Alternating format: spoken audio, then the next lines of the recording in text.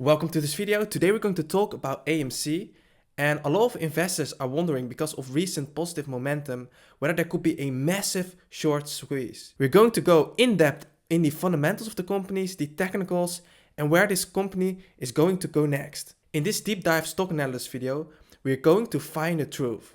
So buckle up and let's dive right in. We're now looking on the charts on TradingView. And we can see here that AMC is now trading at $2.43. And we can see that my average cost price is around $2.30. I only have a very small position, but I'm willing to buy more in the future. We can see that we are still in a technical downtrend. We see the moving averages sloping down and the 200 is above the 50.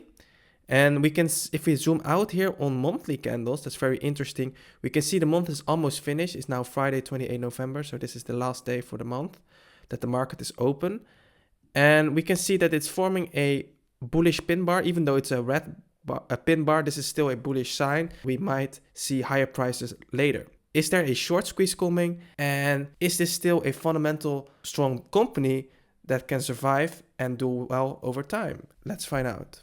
AMC is a movie theater in the United States, and it's one of the largest in the world, but they make the most of the money with the food and drinks.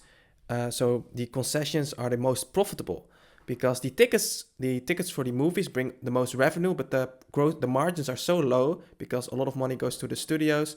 They don't have a lot of money left for themselves. So the profits are basically made in the foods and drinks. But in order to sell the foods and drinks in the cinema, people need to go to the movies in the first place. So the question is, do people still like to go to the movies? Is there still a demand? And is this a growing industry? So is there demand for the movie theater market? Well, here we can read the global movie theater market was valued at $62.86 billion in 2024. The market is projected to grow from $68.37 billion in 2025 to $95.66 billion by 2032, exhibiting a compounded annual growth rate of 4.92% over the forecast period. And North America dominated the movie theater market with a market share of 33% in 2024. So AMC is operating in North America, that's great. And a compounded annual growth rate of 4.92% is not too high. People are not too excited to go to the movies, but it's still growing, which is great. AMC is a meme stock, and it's a high risk, high reward company in a market that has a positive compounded annual growth rate. And this has it, but it's not too high. So it's despite the overall market still growing at around almost 5%, the growth is a lot less than before. Here we can see the US frequency of attending to the cinema in 2025 compared to 2024. And we can see in orange, I'm going out to the movies about the same. That's like 50%. 34% is saying I'm going out to the movies less, and here's I'm going out to the movies more. So 50% is the same, but more are going less to the movies. The growth has gone down and it's sloping down. That is something we have to keep in mind. And here we can see the reasons for it. And the majority actually say, hey, it's too expensive. The others say they wait for the moving streaming services where they're already subscribed to because they're already paying for their Netflix or whatever it is. And there isn't a good variety of new movies to see in the theaters. These are like the three biggest reasons for less cinema. So AMC is not operating in a massive high growing market. But if the company is super cheap, and the company finds a way to recover it, you can still make a lot of money as an investor. A good thing about AMC is that it is a meme stock, and it was one of the OGs together with GameStop. And this hype can keep the price up, which happened with GameStop. Now AMC collapsed, but right now the price is very low. And we can see that the sentiment is still bullish here on StockTwits. And we can see that the message volume is low, but the participation ratio is also extremely high, which means that this stock also has a lot of volume compared to other companies with the same market cap.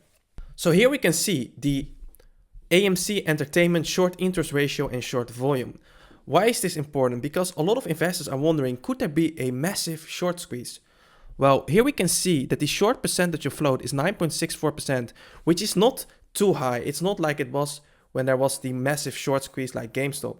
It was much higher than this. So 9.64% is not too high, but it's enough to create a small short squeeze.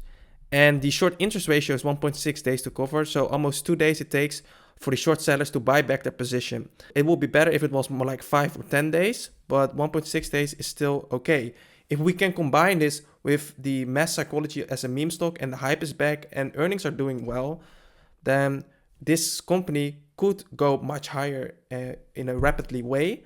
But I wouldn't expect just the short squeeze to be extreme for this company. We're now looking at the option chain of AMC and we're only looking at the calls. And we can see here the open interest and we can see it's stacked like here at 22,000, 11,000, 9,000, 12,000. And we can see that the open interest change is plus 50, plus 160, plus 168, plus 141. There are a lot of people willing to buy cheap call options and this can create a gamma squeeze, which means that the market makers have to buy the shares to cover the positions of the calls being bought.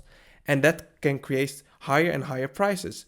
It's similar like a phenomenon of a short squeeze. So a gamma squeeze could be possible for AMC.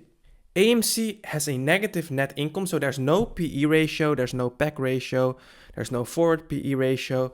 And these kind of companies, if we want to know whether they are cheap or expensive, we're going to use the price to sales ratio. And a price to sales ratio of 0.26, around 0.26, is extremely low, which is great. So we're now here on Guru Focus, and we can see that they say that the price to sales ratio is around 0.22. So the price to sales ratio is really, really low. And here we can read that the AMC's price to sales ratio is ranked better than 91.92% of 1,015 companies. So based on this ratio, it's definitely undervalued. One thing that makes AMC a little bit risky for a long-term investment is because it doesn't have a strong economic moat. AMC has no durable competitive advantage operating in a highly competitive and capital-intensive industry with long-term structural headwinds. So the overall moat score is a 1 out of 10, and there are also a lot of risks like extremely high debt burden, long-term decline in theater attendance, and competition from streaming platforms. So what is the future going to be for AMC? Well, according to the 6 analysts offering a 1-year price forecast have a max estimate of $4.50 and a minimum estimate of $2.30. So the analysts here on TradingView are actually very optimistic, and they say that the minimum is only minus 5%, $2.3, and they're much more bullish. So here they say the analyst rating is neutral, but the upside is higher than the downside according to TradingView. We're back here on TradingView, and we can see that the market closed today on Friday at $2.44. It's the end of the month, so we're now looking at monthly candles, and we can see a bullish pin bar. Even though it is red, it's still a bullish sign. If we go back to daily candles, we can see we're still in a downtrend, but it seems that it's picking up momentum. I personally only own a very small allocation in AMC because I'm very neutral on the company. They have like a lot of good sides, like it's very cheap at $2.44 based on the price to sales ratio. And it's a meme stock, one of the OGs, and it's very volatile. A lot of people are behind it. They have mass psychology behind you, but you also have like risks. The economic moat is not so strong. Actually, they don't really have a moat because it's a very competitive business and people are going to streaming services. So that makes this company a little bit more risky. The financials are also not so great. Their net income is negative. But I do believe that this company can still give a high risk rewards. So that's why I only allocate a very small percentage to this company because it's fun to have and I'm interested in the potential upside for this company. Of course, always do your own due diligence. I hope you like this kind of content. Feel free to like and subscribe for more videos, and I'll see you in the next one.